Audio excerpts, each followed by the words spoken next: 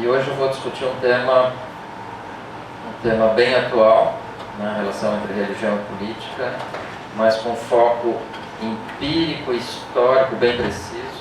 A discussão não vai ser de natureza teórica, acho que o Carlos até gostaria mais, não vou discutir Max Weber, não vou discutir teoria da secularização, secularismo, não vou discutir, não farei uma apresentação de natureza abstrata, muito teórica, não é nada disso, é um foco bem empírico e histórico.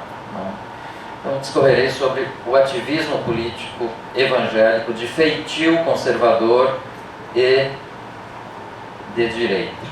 Nos últimos anos, pastores e parlamentares evangélicos passaram a se identificar crescentemente como conservadores e de direita na esteira da polarização política e da radicalização da oposição evangélica a partidos de esquerda, governos petistas, grupos, movimentos e reivindicações feministas, LGBTs e de direitos humanos. Cabe observar que conservador e de direita são os termos que os próprios religiosos empregam cada vez mais para se definir, se posicionar e se representar política e ideologicamente nas relações e disputas que travam e estabelecem com as forças políticas adversárias. Tais posicionamentos político-ideológicos são, portanto, situacionais, contextuais e relacionais. Os respectivos termos que os designam não visam nem reificá-los e nem acusá-los. Os evangélicos representam cerca de 30% da população brasileira, somando, portanto, mais de 60 milhões de pessoas, das quais cerca de 80% são pentecostais. Separados entre conservadores e progressistas e fragmentados em inúmeras igrejas concorrentes, encerram enorme diversidade interna nos planos litúrgico, eclesiástico, teológico e comportamental, adotam distintas estratégias de visibilização e legitimação e de ocupação do espaço público, apresentam distintos posicionamentos e engajamentos político-partidários, eleitorais e morais na arena pública. Não formam, portanto, um bloco religioso, institucional e político coeso e homogêneo. Suas lideranças não dispõem de poder para uniformizar o voto dos fiéis. Várias igrejas mantêm-se até hoje apartadas da política partidária, entre elas algumas grandes, como a Congregação Cristã no Brasil e a Deus e Amor, entre tantas outras. Mesmo no interior da Assembleia de Deus, ou melhor, das Assembleias de Deus, há muita resistência à participação e ao ativismo político, partidário e eleitoral. Críticos diversos denunciam o controle pastoral de rebanhos religiosos submissos e de currais eleitorais nessas igrejas, sobretudo pentecostais. Tais ideias contradizem as pesquisas sociológicas que há tempos mostram o declínio da capacidade das instituições religiosas tradicionais no Ocidente para regular a subjetividade e o comportamento dos indivíduos, fenômeno que ocorre inclusive em grupos religiosos sectários. As noções de rebanho e de curral são problemáticas, desconsideram a agência dos religiosos e sua relativa autonomia moral, política e comportamental frente às suas lideranças. De todo modo, o fato é que grupos cristãos ampliaram sua atuação nos meios de comunicação, nos debates públicos, nas eleições, nos partidos, nos legislativos e nos governos, na contramão da privatização do religioso prevista pela teoria da secularização e apregoada há séculos pela ideologia liberal e republicana, bem como a socialista e comunista. Nessa exposição, não tratarei do ativismo político dos grupos evangélicos minoritários, que se identificam como progressistas e se opõem aos ditos conservadores. Darei prioridade à exposição da atuação política de lideranças pastorais parlamentares e não propriamente do posicionamento da massa de fiéis. Por economia de tempo, não discorrerei acerca dos debates também teóricos, como disse, sobre secularização, secularismo ou laicidade do Estado e da política. Antes de abordar o ativismo político evangélico conservador no Brasil, cabe examinar traços e trajetória de sua principal influência religiosa e político-ideológica, que é a direita cristã norte-americana. Desde o fim da Primeira Guerra Mundial, segundo o historiador Alan Lichtman, grupos protestantes brancos norte-americanos lideram o conservadorismo avesso às forças pluralistas e cosmopolitas. Encaram-nas como ameaças à identidade nacional, à civilização e aos valores cristãos tradicionais.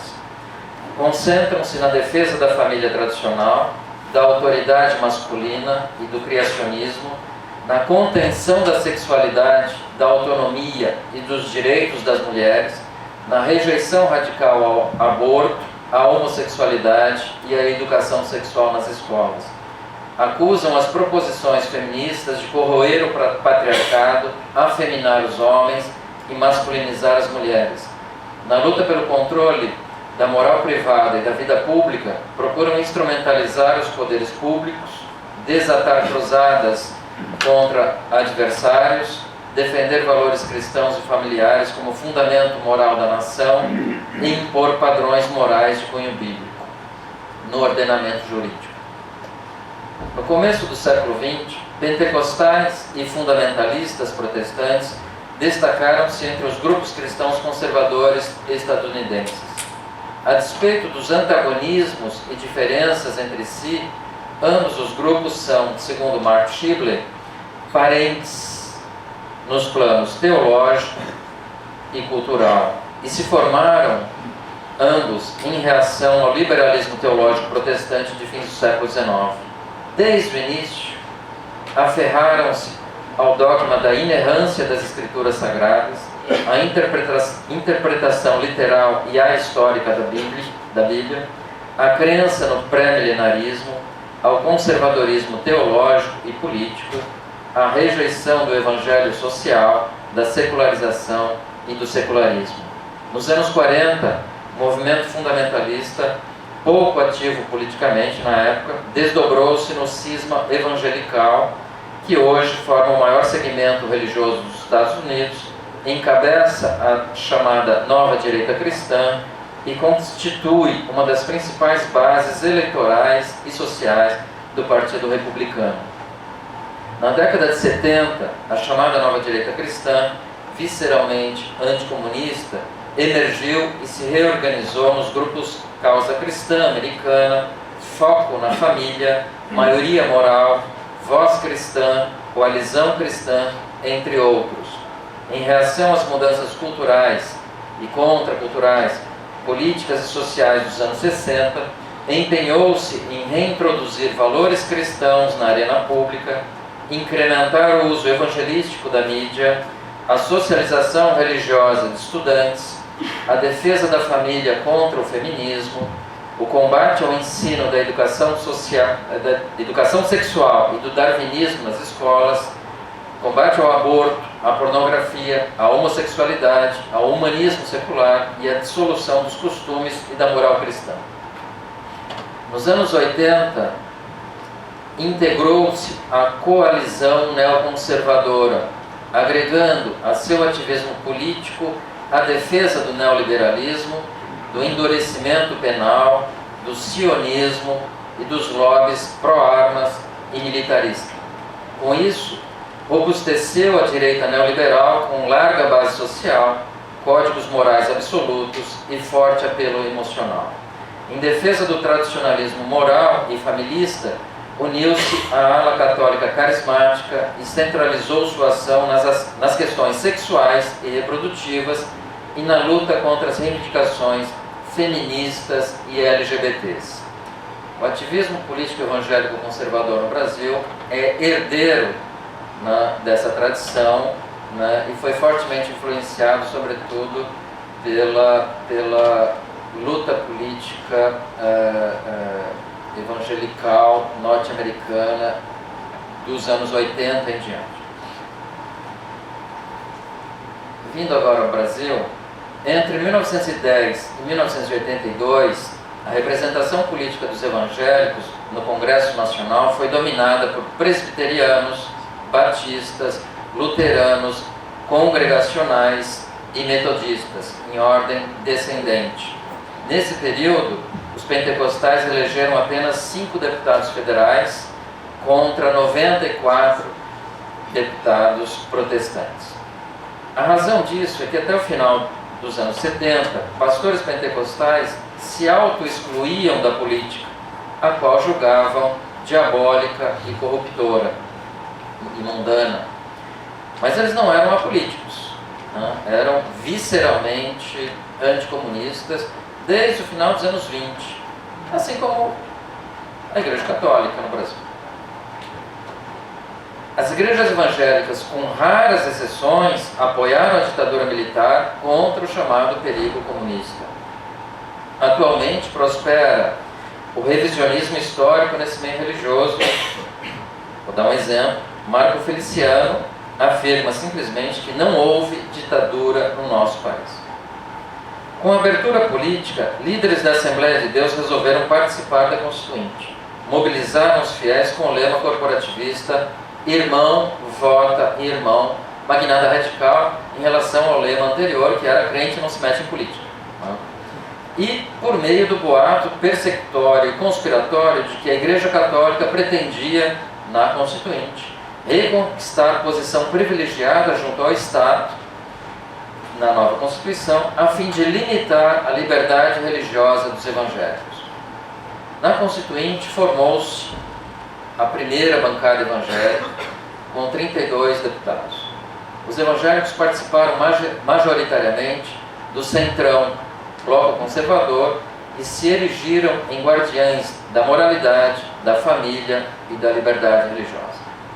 Conseguiram colocar exemplar da Bíblia na mesa diretora da Câmara Federal e assegurar a citação de Deus no preâmbulo da Constituição.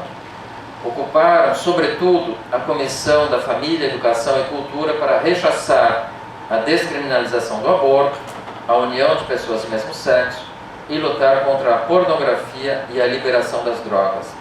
Destacaram-se pelo conservadorismo moral, pelo fisiologismo e pela venda de votos em troca de emissoras de rádio e TV para aprovação do mandato de 5 anos do presidente Sarney. A Constituinte foi o palco primevo da luta evangélica contra demandas feministas e de movimentos homossexuais. Opuseram-se à proibição da discriminação por orientação sexual. O deputado Salatiel Carvalho, pastor da Assembleia de Deus, afirmou na época que, entre aspas, que os evangélicos não querem que os homossexuais tenham igualdade de direitos porque a maioria da sociedade não quer.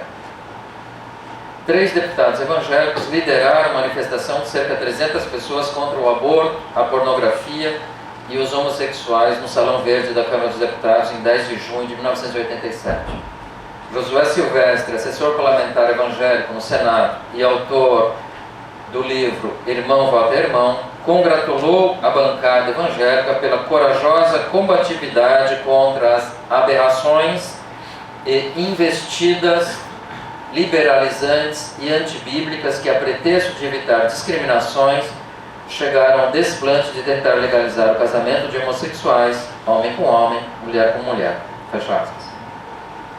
O conservadorismo moral e político evangélico não se alterou significativamente nos últimos 30 anos.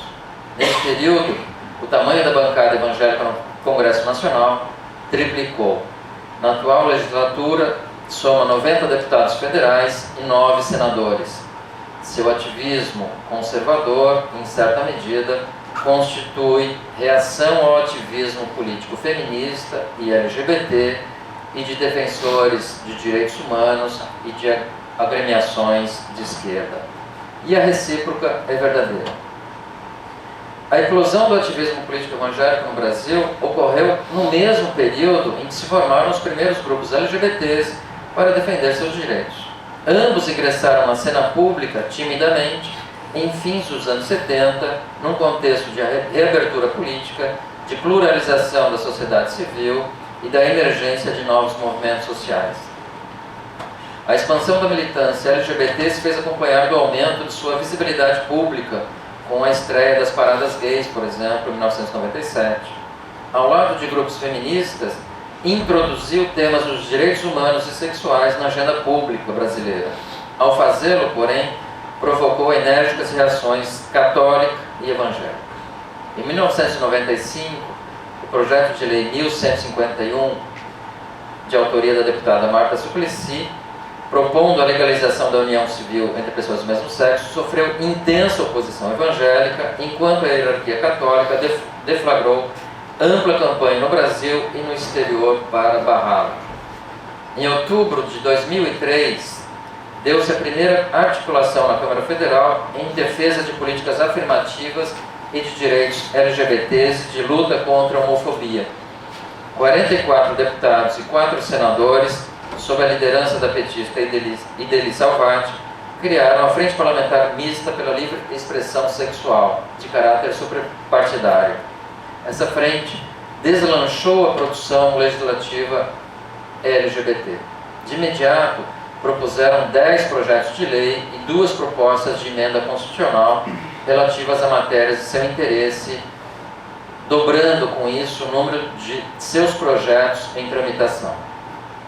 A Frente Parlamentar Evangélica foi criada no mês seguinte e se empenhou justamente, entre outras coisas, em barrar os projetos de interesse de feministas e LGBTs. Desde então, esses grupos se entrincheiraram em campos políticos radicalmente opostos. Fazendo um apanhado histórico, não? O Programa Brasil, então, a formação dessas frentes parlamentares em 2003, no ano seguinte, o Lula se elege, né, em 2002, passa a governar em 2003, e em 2004 o governo Lula lança o Programa Brasil Sem Homofobia. Esse programa foi torpedeado por parlamentares e ativistas evangélicos que o acusaram de pretender demolir o caráter universal dos direitos humanos, violar direitos da família e do casamento, suprimir a liberdade religiosa e de expressão dos evangélicos e privilegiar homossexuais e homossexualismo. O antagonismo político entre esses grupos se intensificou a partir da proposição do PLC 122/2006, que previa a criminalização da homofobia. Pastores e deputados evangélicos rejeitaram o projeto, ao qual apelidaram de Lei da Mordaça. Acusaram-no de atentar contra a liberdade religiosa e de expressão dos evangélicos, alegando que, se aprovado, os homossexuais granjeariam novos direitos e os grupos LGBTs disporiam de armas jurídicas capazes de destruir a família, espraiar a homossexualidade e a pedofilia, impor a homonormatividade, censurar e criminalizar a pregação do Evangelho, obrigar igrejas a oficiarem casamentos homoafetivos, prender pastores, fechar templos, instaurar uma casta homossexual privilegiada e uma ditadura gay no país. Após a pressão exercida pelos senadores Magno Malta e Marcelo Crivella, esse projeto de lei, que visava criminalizar a homofobia, foi sepultado no Senado em dezembro de 2014, e o plenário do Senado decidiu apensá-lo a um outro projeto que trata da reforma do Código Penal. Em 2009, o lançamento do terceiro Programa Nacional de Direitos Humanos, no governo Lula, segundo o governo Lula, causou um enorme frisson em diferentes setores da sociedade brasileira, mas suscitou, que é o que me interessa discutir aqui, forte oposição católica e evangélica. Tais reações impactaram a disputa presidencial de 2010. Aborto e criminalização da homofobia acirraram os debates eleitorais e se tornaram armas eleitorais de tucanos e grupos cristãos conservadores que difundiram boatos persecutórios e antipetistas nas igrejas e nas chamadas redes sociais. Temendo a derrota eleitoral em razão da oposição evangélica, no início do segundo turno, a campanha petista emitiu carta aberta intitulada Mensagem de Dilma, tentando, nos seus termos, entre aspas, pôr um fim definitivo à campanha de calúnias e boatos, fecha aspas, contra a sua candidatura por parte daqueles que, abre aspas, não têm escrúpulos de manipular a fé e a religião. Na mensagem, a petista cedeu às exigências de parlamentares e líderes evangélicos para apoiá-la. Dilma assumiu posição pessoal contra o aborto e assegurou que defenderia a manutenção da legislação do aborto em vigor, teceu loas à família, prometeu resguardar a liberdade religiosa e a liberdade de expressão, caso fosse aprovado o projeto 122/2006. Com isso, Dilma conseguiu manter apoios de Edir Macedo, Marcelo Crivella, Manuel Ferreira, Marco Feliciano, Robson Rodovalho, Magno Malta, entre outros. Todos esses líderes que se tornaram radicais antipetistas estavam apoiando a candidatura da Dilma desde que ela cedesse às pressões. O armistício, digamos assim, findou já no primeiro ano do governo Dilma. Em 2011, deputados evangélicos, prevenidos por Jair Bolsonaro, mobilizaram-se para impedir que o Ministério da Educação, sob o comando de Fernando Haddad, distribuísse o caderno Escola Sem Homofobia aos alunos do ensino fundamental e médio. Indignados, rotularam-no pejorativamente de kit gay e o acusaram de ser parte de um projeto esquerdista e diabólico de apologia ao homossexualismo e à promiscuidade para homossexualizar as crianças e destruir as famílias. Diante da ameaça das bancadas cristãs, evangélica e católico carismática de obstruir votações no plenário e convocar Palocci para explicar a evolução do seu patrimônio, Dilma vetou a distribuição do caderno Escola Sem Homofobia aos alunos.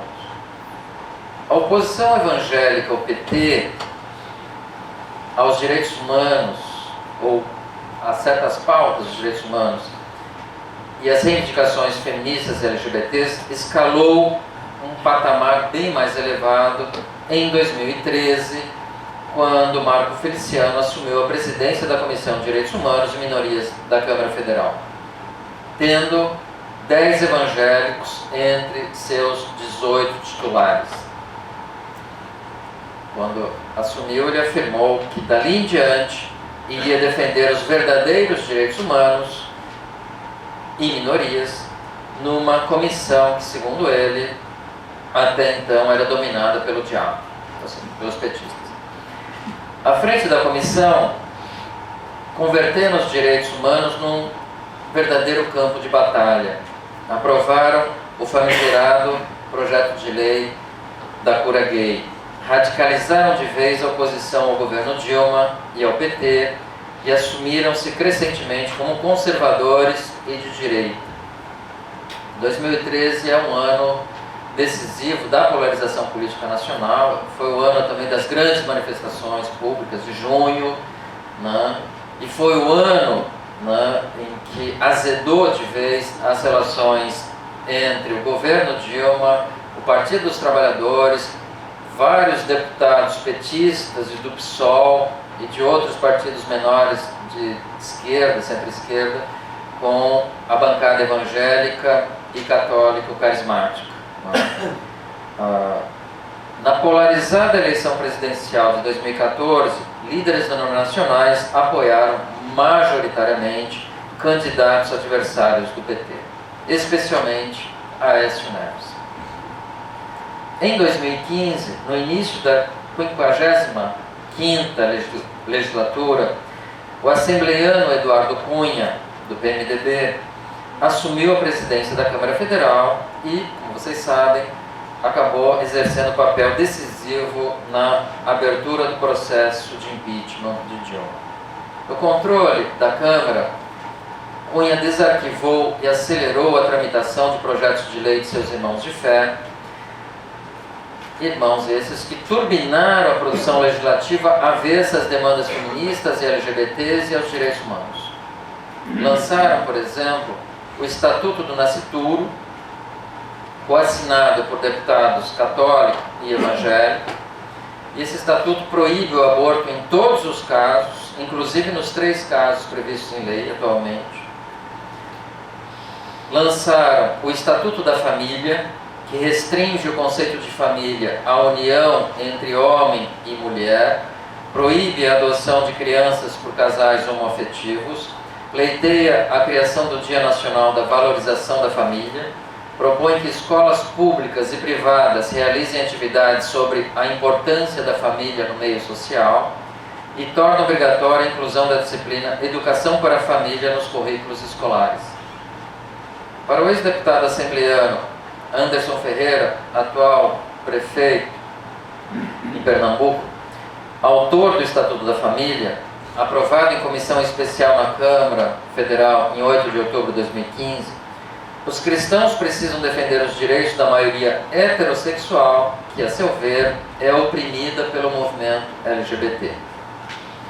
Controversos, os referidos estatutos expõem o núcleo duro do conservadorismo político evangélico: pró-vida, pró-família, anti-gênero, anti-direitos, antifeminista, anti-LGBT e antípoda à parte importante dos direitos humanos. Em reação à União Civil de Pessoas de Mesmo Sexo, aprovada pelo STF em 2011, Cunha criou também comissão especial composta, em sua maioria, por parlamentares evangélicos para aprovar a proposta de emenda à Constituição 99/11, de autoria do pastor João Campos, o mesmo que proponente da Cura Gay. E essa PEC inclui as igrejas entre as instituições aptas a propor ação direta de inconstitucionalidade ao Supremo Tribunal Federal. Sóstenes Cavalcante, braço político de Silas Malafaia, que atualmente luta para presidir a Frente Parlamentar Evangélica na Câmara Federal, propôs o PL 4754/2016, que prevê o impeachment de ministros do STF no caso de usurparem a competência do Poder Legislativo ou do Poder Executivo.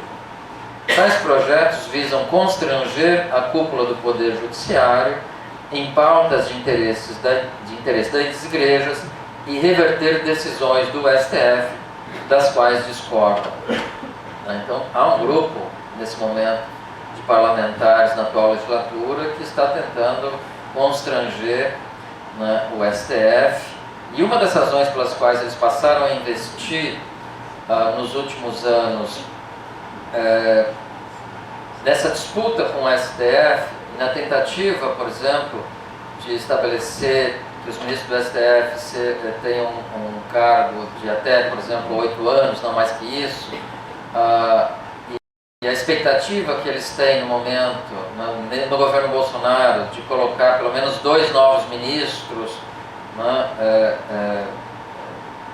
com afinidade com suas pautas morais mais conservadoras, se deve ao fato de que nessa disputa que vem se travando na Câmara Federal, sobretudo a partir de 2003, a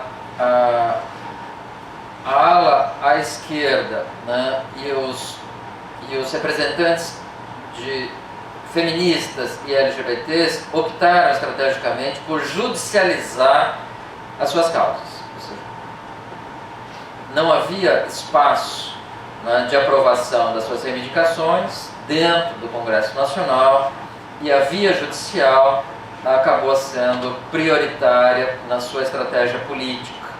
E eles conseguiram alguns avanços. A União Civil, em 2011, o aborto de anencéfalos, e assim sucessivamente. Né? Também em outros tribunais de justiça no Brasil.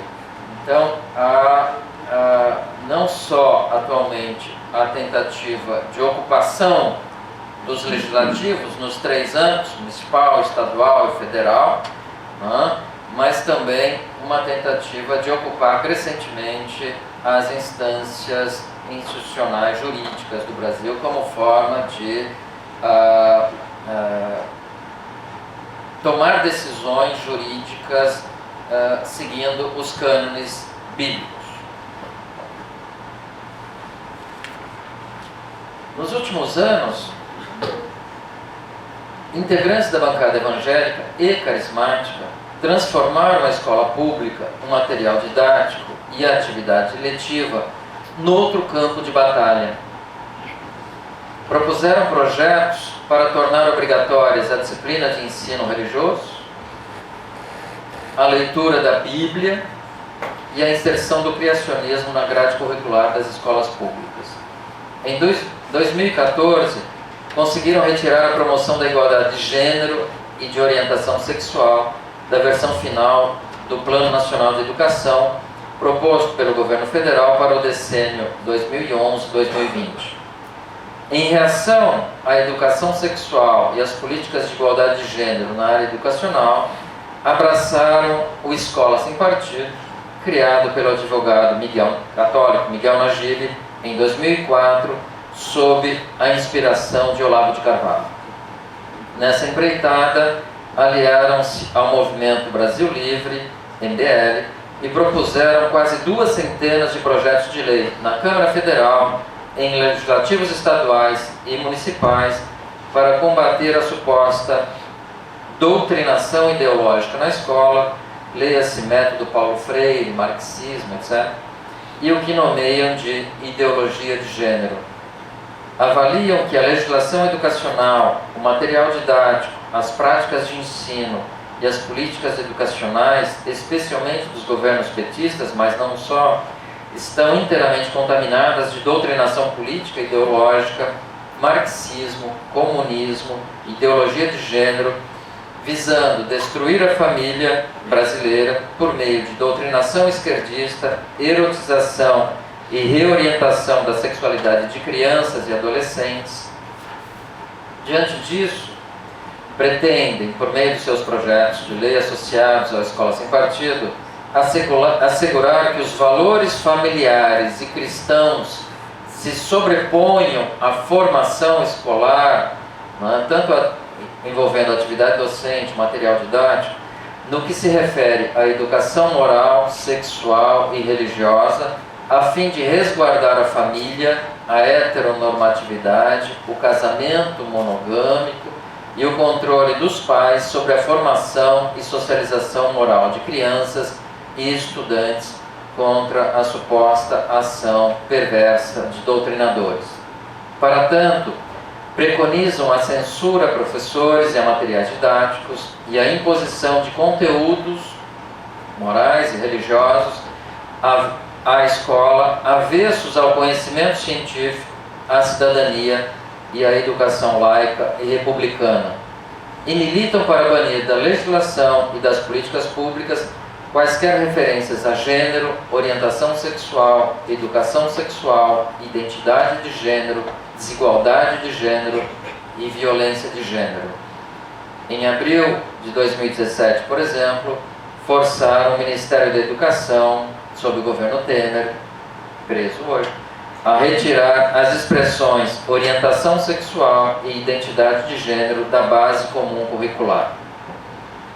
Na última eleição presidencial, no ano passado, a partir de setembro, igrejas evangélicas tornaram-se, não todas, mas muitas, tornaram-se verdadeiros bastiões antipetistas. E pastores ocuparam os púlpitos e as redes sociais para demonizar os governos petistas, o PT e seu candidato.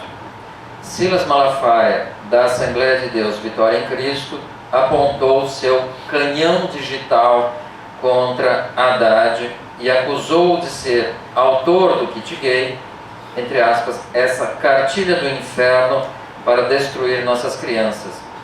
E acusou o PT, entre aspas, de ser a favor de erotizar crianças em escolas, fecha aspas. Segundo admitiu o próprio capitão reformado em 2018, o kit gay, entre aspas, foi uma catapulta na minha carreira política. Ou seja, a ascensão política de Bolsonaro, sempre transitou no baixo clero da Câmara Federal, como ele admite, foi um elemento crucial para catapultar a sua carreira política. E o kit gay, há vários indicadores que mapearam as redes sociais durante a eleição presidencial de 2018.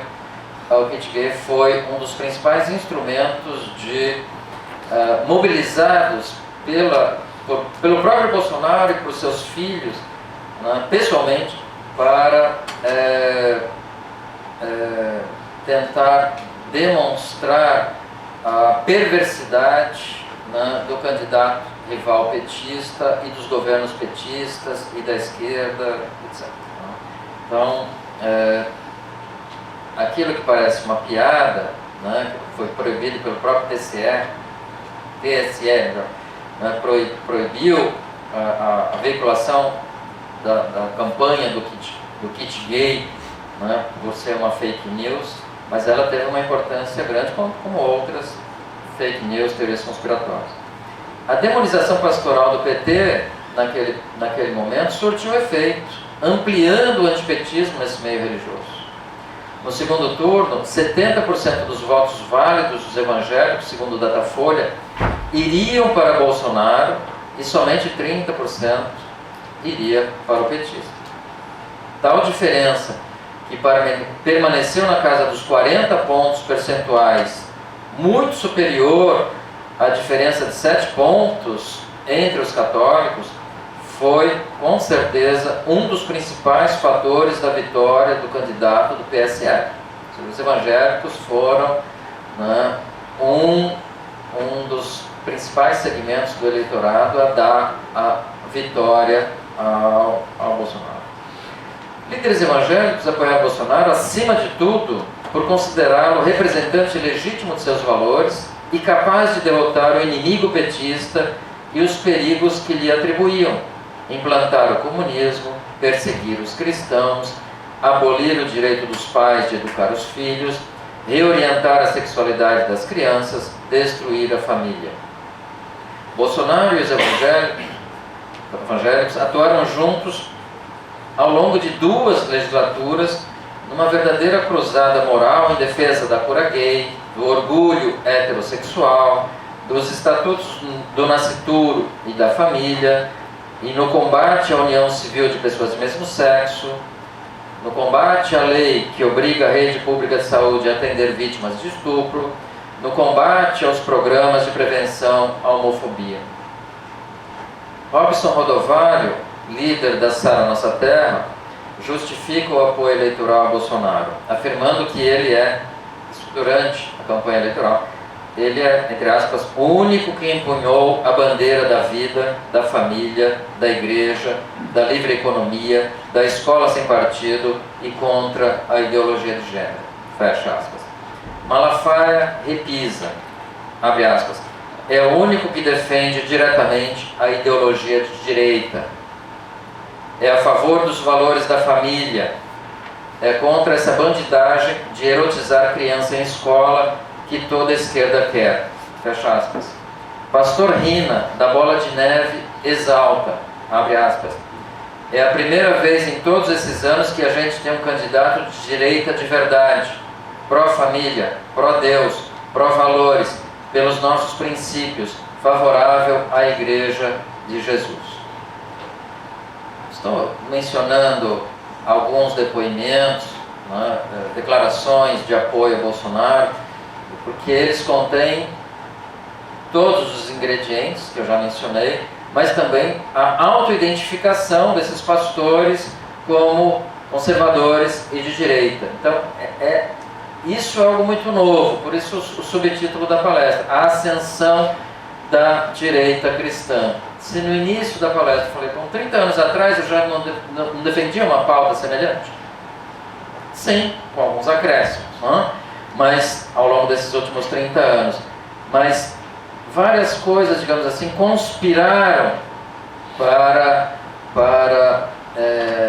como obstáculos, como barreiras, como impeditivos, mais ou menos, para que eles se auto-identificassem como conservadores e de direita durante boa parte desse período. O multipartidarismo foi uma dessas razões, nessa fragmentação multipartidária, essa dificuldade de você identificar claramente a ideologia, né, de alguns desses partidos, né, e também pelo fato de que vários acabavam aderindo ao governo de plantão em busca de benefícios, cargos, etc. Né. Mas um dos fatores também diz respeito aos governos petistas, sobretudo os dois governos do Lula,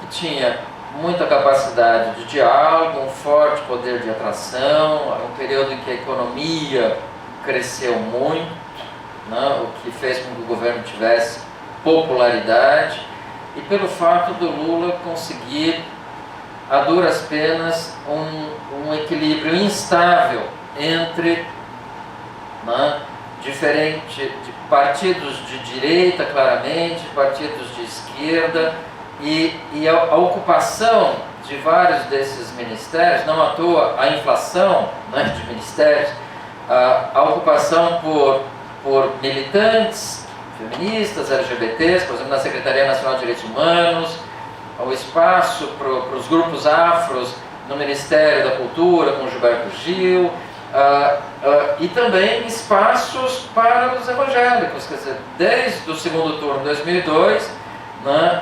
o petista dispunha do apoio do Edir Macedo, e depois a Igreja Universal cria um partido, o PRB, em 2005, que passa a fazer parte, passa a compor, né, a base de apoio do governo Lula, e só sai às vésperas do impeachment da Dilma, né, ali quase em maio de 2016, quando ocorre o impeachment. E o Crivella foi ministro, né, de governo petista, e por aí vai. Então, os governos petistas, particularmente os do Lula, né, conseguiram obter muito apoio eleitoral, mas também muita proximidade com o governo. Em 2006, por exemplo, né, quando o Lula disputava o segundo mandato, um dos principais, digamos a cenourinha, um dos principais recursos eleitorais, né, da campanha petista para atrair o voto evangélico foi prometer a ampliação de recursos federais para as obras assistenciais das igrejas evangélicas. Né? Então, assim, os governos acionavam e operavam com recursos públicos para as igrejas, cargos ministeriais, segundo escalão, etc. A capacidade de diálogo, né? Um sindicalista, né, como Lula com esses dirigentes. Né? A Dilma, para vocês terem ideia, em 2010, ela chegou a pregar literalmente durante a campanha eleitoral, para 5 mil pastores da Assembleia de Deus. Pregar porque ela abriu a Bíblia, leu a Bíblia, ok? Então, isso em 2010, 2014, isso era praticamente, né, já os espaços eram escassos nesse meio para fazer campanha eleitoral entre os evangélicos, sobretudo pentecostais, mas não só. Em 2018, qual o espaço evangélico que o Haddad tinha? Ou seja, em 2013 começa a radicalização, a polarização política, e os evangélicos cada vez mais se jogam à direita, se dizem direita, conservadores, e nesse embate que travam com o governo Dilma e com os petistas, e os parlamentares, os grupos e movimentos feministas, LGBTs, defensores de direitos humanos, etc., e essa autoidentificação se processa nesse momento. Né? Então você vê, de 87, quando eles ingressam como bancada evangélica na Constituinte, né? Passaram 2 décadas, até que quase 2 décadas, para eles conseguirem se identificar abertamente como conservadores e de direita, né? No embate, no choque com os petistas, os pissolistas, o governo Dilma em particular, mas houve vários choques, entre choques também no governo Lula, mas como eu disse, o governo Lula tinha uma capacidade de lidar com esse equilíbrio instável, com essas diferentes agremiações, ocupando espaços dentro do próprio governo, né? Com o crescimento econômico, com a popularidade, isso era possível, né? Mas já no fins do primeiro mandato da Dilma, as relações tinham azedado completamente, né? E no segundo mandato, né, ela vai ter a sorte de, entre aspas, de ter o Eduardo Cunha, né, não só um representante da ala PMDBista, que tinha todas as intenções para dar o golpe por medo da Operação Lava Jato, né? Eduardo Cunha claramente chantageou o governo Dilma para tentar que o governo, né, colocasse um fim à Lava Jato. Como isso não ocorreu, e nem creio que o governo tivesse a menor condição de fazê-lo, preferiram optar pelo impeachment como forma depois, como um dos líderes do PMDB admitiu, daqueles telefonemas, deles acabarem destruindo, né, a Operação Lava Jato, sobretudo para Pegasus. E o desdobramento dessa Operação Lava Jato está aí hoje, né? Está pegando a cúpula PMDBista. Bom, voltando, eu fiz toda essa explicação para mostrar, né, por que então, mas eles já não são de direita, não, era mais complexo, né? Durante um bom tempo eles tiveram uma aproximação considerável com a esquerda, apesar de ter, né, um feitio claramente conservador, né? Mas essa autoidentificação como conservador e de direita, isso é algo muito recente, tá? Deixa eu voltar.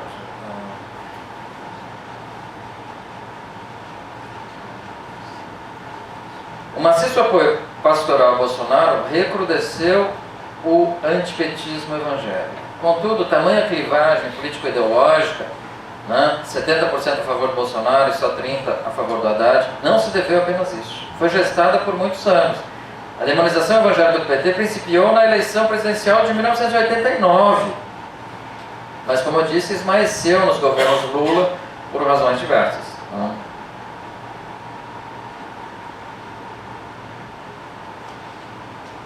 Eu vou pular um pouco aqui. A partir de 2013, os confrontos entre deputados do PT e do PSOL e expoentes da bancada evangélica se intensificaram e não recuaram mais. Radicalizaram-se, resultando no apoio maciço dos evangélicos ao impeachment. A bancada evangélica se destacou como a que mais votou a favor do impeachment de Dilma. 89% dos deputados evangélicos o fizeram em nome de Deus e da família. No conjunto, deputados favoráveis ao impeachment, não só evangélicos e não-evangélicos, mencionaram família nas suas justificativas 117 vezes e Deus em 43 ocasiões. E escantearam o tradicional léxico liberal. Em suas justificativas de voto, não falaram em democracia, Estado de Direito e cidadania. Falaram em família, em Deus e coisas do gênero. Em igreja. Indo para a conclusão. O ativismo político evangélico conservador tende a avançar no Brasil e há uma série de dados empíricos mostrando que também em toda a América Latina. Revela a pretensão desse grupo de restaurar uma ordem moral e social tradicional tida por eles sob ataque de forças malignas. Suas lutas antigênero e antipluralista reproduzem repertórios morais e batalhas políticas da direita cristã norte-americana e também do Vaticano, que forjou a noção de ideologia de gênero durante o pontificado de João Paulo II na segunda metade dos anos 90. Arma ideológica que se tornou onipresente nas disputas eleitorais e no debate público recentes no Brasil e boa parte da América Latina também. Essa disputa em torno da ideologia de gênero alcança atualmente 50 países. A polarização política recente colaborou para consolidar uma direita cristã. Antipetismo e anti-esquerdismo passaram a nortear crescentemente posições políticas de líderes e deputados evangélicos. Em meio a ataques a políticas de direitos humanos e programas homofóbicos, etc., anti-homofóbicos, aliás, identificaram-se como conservadores, compuseram a bancada BBB, Bala, Bíblia, Boi, aliaram-se ao MBL, a favor do Escola Sem Partido, a favor do impeachment, engajaram-se no governo Temer, ocuparam ministérios, né? Abraçaram teorias conspiratórias e persecutórias olavistas, apoiaram em bloco a eleição de Bolsonaro. Nem todos são flores, eles estão lá agora disputando, brigando espaço, né? Pleiteando mais espaço no governo Bolsonaro e brigando entre si para ver quem vai presidir a Frente Parlamentar Evangélica, tendo em conta que né, eles dispõem de uma bancada de 90 deputados, 9 senadores, e também o fato de que, teoricamente, em princípio, o atual presidente disse que governaria com as bancadas temáticas e não com os partidos, né, tidos como fisiológicos, etc. Isso não vai dar certo, mas então, teoricamente, as bancadas assumiriam um protagonismo maior durante o governo Bolsonaro. Daí a razão do incremento da disputa, que envolve igrejas concorrentes, envolve deputados com pretensões de maior visibilidade e adquirir maior importância política ali naquela disputa existente no baixo clero na Câmara Federal. Passaram a defender proposições de direita no campo penal e na economia. 83% dos deputados evangélicos presentes à votação votaram a favor da redução da maioridade penal. Dos que estavam presentes, 97% votaram a favor da redução da participação da Petrobras no pré-sal. 89% votaram a favor da PEC, do teto dos gastos públicos. 63% votaram a favor da reforma trabalhista. Viu? No caso da reforma trabalhista, houve uma redução, em parte porque que acompanhou a média do Congresso, né, que é conservador, porque a base social e eleitoral das igrejas pentecostais em particular, mas também de boa parte das protestantes, é de pessoas de baixa renda e baixa escolaridade. Então uma reforma trabalhista tem impacto forte justamente nas suas bases sociais e eleitorais. Considerando-se vítimas de discriminação e intolerância religiosa e convictos da superioridade moral de seus projetos e de sua missão política, batalha para estender a ocupação religiosa do legislativo, dos meios de comunicação, das políticas públicas e para inserir crenças e valores morais de cunho bíblico na normatividade jurídica, no ensino, nas escolas, etc. Seus repertórios morais e projetos políticos conservadores têm influenciado a linguagem e os termos da agenda pública e dos debates públicos sobre união civil de pessoas do mesmo sexo, aborto, direitos humanos, família, gênero, educação, laicidade, entre diversos outros temas. Em reação a transformações secularizantes nos arranjos familiares, na sexualidade e na legislação, pastores e políticos evangélicos, secundados por católicos carismáticos, comandam uma artilharia antigênero e antidireitos. Lutam em nome de uma suposta maioria moral cristã, a fim de sacralizar modelos tradicionalistas de família e de relações de gênero e reduzir a influência de seus adversários na elaboração de leis e na implementação de políticas públicas igualitárias nas áreas de saúde, cultura, educação, etc. Combatem o que rotulam de cultura de morte e ideologia de gênero. Propõem a legalização de terapias para mudar a orientação sexual de homossexuais e transexuais. Propõem a proibição do aborto nos casos previstos em lei. A valorização da família em todos os ambientes possíveis e imagináveis. Naquilo que eles entendem por família, né? Homem, mulher e respectiva prole. Nos embates políticos, estrategicamente, disseminam pânicos morais, teorias conspiratórias e persecutórias e fake news como kit gay, ursal, entre outras. demonizam seus adversários e incitam batalhas espirituais contra eles. Pregam que partidos de esquerda, feministas e LGBTs pretendem destruir a família e extinguir a espécie humana. Associam certas políticas na área dos direitos humanos a uma cadeia de causalidade perversa. Asseguram, por exemplo, que a união civil de pessoas do mesmo sexo resultará na destruição da família, na expansão da pedofilia, do consumo de drogas, da criminalidade e de suicídios. Apresentam a proteção da família tradicional como antídoto para resolver tais problemas.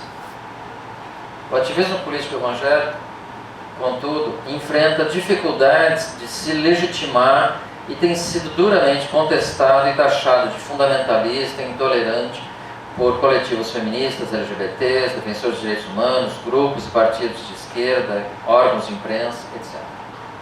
É encarado por seus adversários como sério risco para a laicidade e a democracia e como obstáculo para o avanço dos direitos humanos. Estrategicamente, no exercício da atividade parlamentar, esses parlamentares evangélicos e católicos carismáticos acionam o repertório dos direitos e a gramática constitucional. A despeito de suas motivações morais e religiosas conservadoras, empregam frequentemente justificativas e argumentos jurídicos e seculares em sua produção legislativa. E assim o fazem mesmo quando têm o firme propósito de discriminar minorias sexuais. Sua produção legislativa tende a absolutizar o direito à liberdade religiosa, a matizar a laicidade estatal, a desqualificar as propostas que classificam como laicismo e a propor que o ordenamento jurídico se conforme a crenças e valores da maioria cristã. Em contraste, seus adversários tendem a propor limites ao exercício da liberdade religiosa e de expressão, a apartar o religioso da política partidária, eleitoral e legislativa e as instituições públicas e a rejeitar interpretações e proposições normativas com motivação religiosa. Tamanha polarização tende a manter a radicalidade da combatividade recíproca desses atores em disputa. Nesse cenário, o conservadorismo moral e político evangélico tende a recrudescer, bem como sua auto-identificação e suas alianças com a direita, inclusive nos campos penal e econômico, a despeito de sua base social e eleitoral ser majoritariamente de baixa renda. É isso, pessoal. Obrigado.